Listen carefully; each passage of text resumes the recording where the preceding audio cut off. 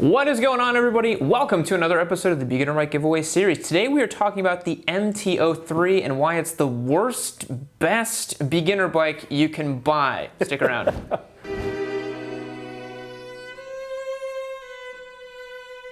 Well, obviously this is one of our new giveaway bikes. We have 5 beginner bikes that we are giving away right now, a whole 5 of them. We got a Svartpillen 401, an SV650X, 2 Groms, the MT03, and then over there we've also got an R1 we're giving away for the Expert Bike Giveaway Series. So if you want to get entered for all of that good stuff, you should head over to yammynoob.co. You can also get entered with a merch purchase on yammynoobmerch.com. Every dollar you spend there is an entry to win. So the MT03 is a great bike for a lot of reasons and a bad bike for a lot of reasons as well. One of the reasons it's great is its price point. This thing comes in at $4,599, and that's a pretty cheap motorcycle. I don't know of any other beginner bike that's right in that range brand new. I don't know if you consider a Grom a beginner bike, but I mean, I think that's about the only other bike that's that cheap. It's really aggressively priced, and for that alone, it's amazing that you can go just buy a new bike for the price of a good used one. Yeah, to be honest, I think Yamaha has taken a page out of Kawasaki's book from the last 2 or 3 years, so they've been just coming out with super cheap and affordable motorcycles that are still high quality. Like the new ZX6 is under $10,000. Yep. You know, whereas the R6 is like $12,500, you know? So I think it's a great thing, but when you have a motorcycle that is that cheap, you do end up seeing a little bit of cheapness throughout the components here, right? You know, these brake levers and clutch levers and all that, super bargain basement, Yamaha parts bin stuff. Some of this feels a little bit cheap. But again, I don't think it's stuff that a beginner would necessarily notice. You know? No, and the double edge of that sword is that a cheap bike is one that you can drop over and over and over again and repair very easily. And that's, I think, one of the shining points of this bike is it can be essentially an MSF motorcycle, and you can beat the living hell out of it and it'll still be there to work with you. And you know, if you bend a lever, you just slap a new one on. If you crack a piece of plastic, you just slap a new one on. It's really easy to repair it. Yeah, I kind of think of the MT03 as 2020's version of the Ninja 250. It's a tried and true platform. Yamaha's been making the R3 since 2015. It's a well-known quantity. And it looks cool. I mean, that's the thing that separates this from the old Ninja 250s of days past. This has a lot of pride of ownership for this motorcycle. I think that you could go and pick up this thing and you wouldn't feel embarrassed about showing up to a bike night with it. It looks really stunning. It's got these red wheels, the little bionicle headlights on it. It's a cool looking ride. Yeah, and I mean, it includes stuff like the LED turn signals, which the MT07 XSR 700 platform doesn't even have. Well, so fingers crossed they're going to update that soon, but fingers who crossed. knows? But this, I mean, it is a very aggressive looking motorcycle, and if you go to your folks and say, hey, I got a motorcycle, and they don't know anything about them, and you show them this, they're going to be like, oh, damn, that's a good looking bike, you know? It's a very stunning little bike. Yeah, and I think another really amazing point about this bike is it features, I guess you could say, class-leading low seat height. Yes. I would be hard-pressed to put someone on this motorcycle that cannot effectively flat-foot it, or at least put a left foot down technique with it. It's like a, what, 29.5-inch seat height? I think it's even down to like 28, honestly. It's incredibly low. It's really, really low. Very, very low. I mean, it's coming up right here almost to my knee. Yeah. That's how low it is. But again, this goes back to the reason why it's the best, worst beginner bike. A super low seat height, while is a great thing for people who are starting out riding, they're not familiar with balancing, they want to get their feet down really quick. For a taller rider, this is a very compact package. Spite, you have a hard time riding this thing, right? Yeah, I don't really fit on it. It's definitely designed for people, I would say, below 5'11", essentially. Because you fit on it okay. Just barely. Just barely. But I really don't. And you know what? That's part of the package when you come in a little taller. Some bikes are just prohibitively small. Yeah. And you know, another reason why it might be the best, worst beginner bike is compared to the Ninja 400s, the Duke 390s, the Svartpillens. You know, those bikes nowadays make a solid 48 horsepower, lots of low-end torque. this is starting to look like the slow version of it. So, you know, if you have never ridden a motorcycle before, you're gonna have tons of fun with this thing. But if you've ridden anything before, you'll jump on this and you'll feel like it's a little anemic. So in our opinion, and something we're probably gonna do to this bike is slap on a bigger sprocket, put on an exhaust, try to liven it up a little bit and make it so that it matches the looks, you know, give it a little bit more of a rowdy flavor to it. Yeah, it does feel a little docile off the line right now.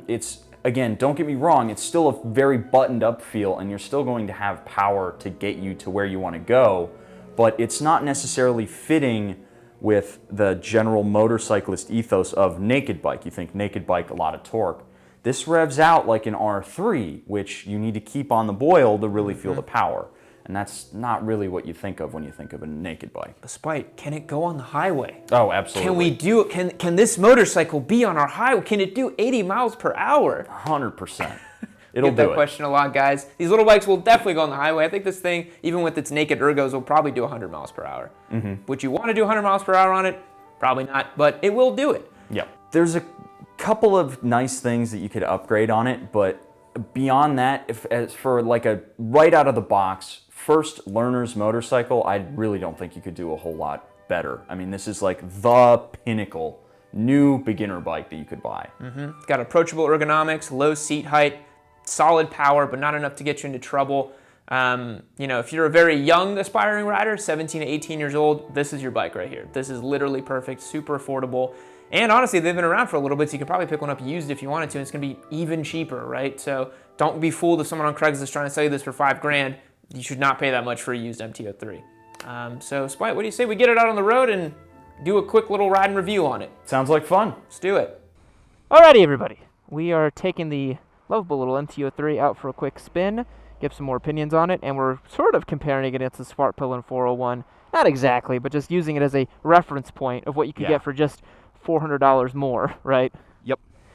And if you guys haven't checked it out, we did a first ride impression on that bike as well, so you can check that out on the channel. Pretty cool stuff. But I think the most important thing we need to do, Spite, we got to see who's faster. Oh, of course. Because I think there's a nice little straight over there. We could probably pull a couple gears. Yep. Let's do it. You ready? Yep. 3, 2, 1.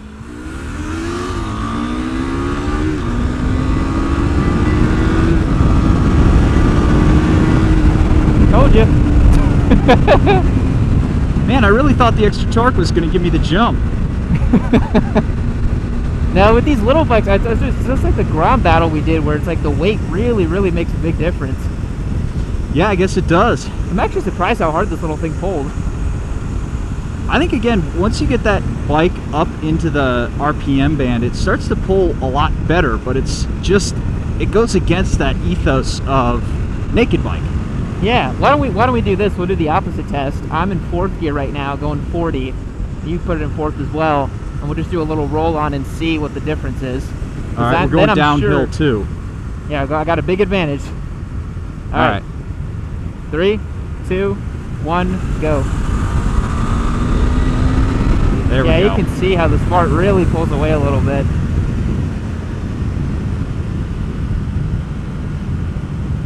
That goes back to that low end torque that it has. Not that low though. I was still in about the mid-range of the power band, you know. Oh, nice. I was way far down where I'm supposed to be with this little bike. Because like we said, the MT is a strange motorcycle because, you know, from the saddle, you're thinking naked bike, torque, like hell yeah, wheelies, but it just doesn't do that. Yeah, it's a unique ride, and that was one of the things that I couldn't reconcile when we had our test MT03 a little while back, is I couldn't get past that, you know, mind-brain connotation that you get from the motorcycle. Again, for the price point, it performs admirably, but I think the Smart probably loves these kind of bumps, yeah? Yeah, no, it went right through it. You know, you put your weight just a little bit more on the pegs, get it off the seat, and you're all set. Yeah, going back to what we were talking about in the shop, the MT03, you know, it's just a really compact riding position. And if it's your very first motorcycle, you may not notice that immediately, and because you have no reference point, you might not understand that it is actually so compact. But I mean, even for me at, you know, just about 6 feet tall, I am quite compactly and kind of squished up on this motorcycle. It's a little hard to ride, honestly. Yeah, it's one of those things where I actually, you know, I bought the Harley Street Rod, which is like the MT03 designed for shorter riders. And I was able to make it work, but when I got on a bigger bike, I realized, oh my God, there's a whole other world. Yep. You know, I just assumed that's how all motorcycles were. And there is some value to having a reference point when you go in. So make sure if you're going to looking at the MT03 with other bikes, make sure you're actually sitting on a handful of other bikes. Yeah, it's so important to go and sit on whatever motorcycle you're looking at getting. See how it does up on this steep hill, second gear. I mean, it's doing okay. It's not terrible. As far as just tractoring up in third, feels fine.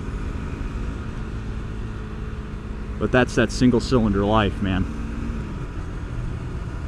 Yeah, I mean, the Spark, it's a really, really well appointed motorcycle. It's got those 43mm adjustable WPs on it.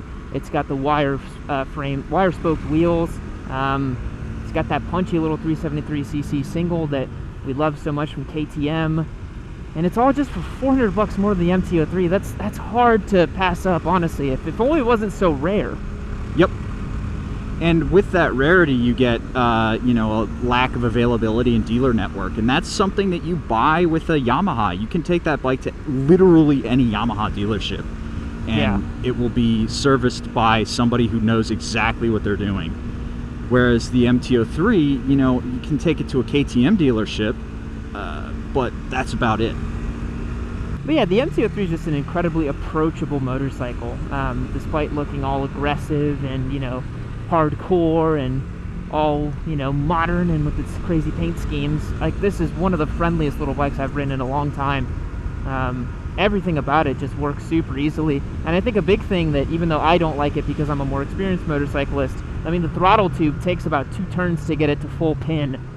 So you're probably not going to have any trouble, you know, whacking it wide open, because it just takes so much effort to go wide open with it, really. Do you want to pull over and swap over, see how it feels? Yeah, sure. Let me find a little spot up here. Could have done it there, but now I passed it. So maybe this right up here. Pull off and we'll swap out. Ooh, this seat is just so like dirt bike to me. It's so cool, you know. Mm-hmm. Reminds me so much of the DRZ. Oh, it's an immediate difference. Like, crazy how different it is. Yeah, I feel like I'm sitting inside the motorcycle. Yeah, that bike has a real kind of like pocket that you sit in it. Versus this, you feel like you're on top of it. Yeah, this is a really wide tank. Yeah. And it's funny because that wide tank makes you feel like it's going to have tons of torque, but again, it doesn't really. It's still a zingy little power plant, though, once you get it on the boil. Yeah. It's got punch. You just got to really work for it. Ooh, boy, but these ergonomics are really rough for me. Yeah. I have to, like, kick my knee out and reach in to grab that rear brake. It's funny, we were talking about this, the Svartpillen, even though people online think that it looks Grom-sized or whatever, it actually feels much more like a grown-up big motorcycle than the MT03. The MT03 feels very small and toy-like in a lot of ways. Yeah, and boy oh boy does this bike feel light. Yeah.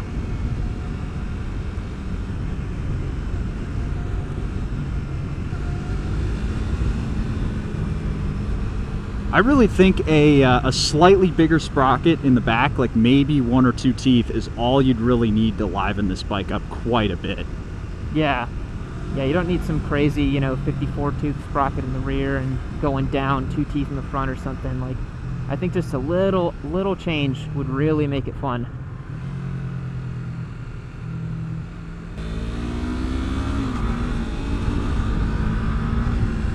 Man, that throttle requires quite a bit of work to get wide open.